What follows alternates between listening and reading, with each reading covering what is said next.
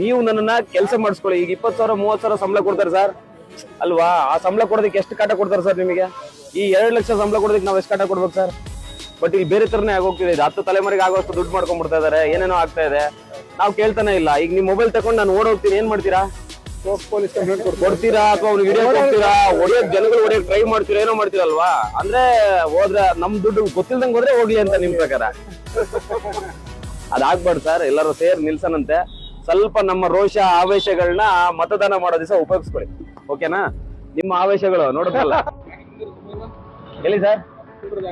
Sir ನಾನೇ sir, ನಾನೇ ಆಕಾಂಕ್ಷಿ ಆಗಿರೋದು. ಕೆಲಸ ಕೇಳಕ್ ಬಂದೀನಿ ಸರ್. ಸರ್ 2 ಲಕ್ಷ ಸಂಬಳ, ನಾವೆಲ್ಲ ಅದು ಕನ್ಫ್ಯೂಸ್ ಆಗ್ಬಿಟ್ಟಿದೀವಿ. ಅದು ಕೆಲಸ ಅನ್ನೋದನ್ನ ಮಾಡ್ತೀವಿ ನಾವು, ಇದೊಂದು ಅಧಿಕಾರ ಅನ್ಕೊಂಡ್ಬಿಟ್ಟಿದೀವಿ. ಅಧಿಕಾರ ಅಲ್ಲ ಅದು, ಅದೇ ಆಗ್ಬೇಕಾಗಿದೆ ಸರ್. ಎಲ್ಲ ಈಗ ನೋಡಿ, ಮೊಬೈಲ್ ಎಲ್ಲ ಆಯ್ತು, ಕಂಪ್ಯೂಟರ್ ಎಲ್ಲ ಆಯ್ತು, ಯಾವ್ದ್ರಲ್ಲೇ ಆಗ್ಲಿ ನಾವು ವರ್ಷನ್ಸ್ ಚೇಂಜ್ ಮಾಡ್ತಾ ಹೋಗ್ತೀವಿ ಅಲ್ವಾ?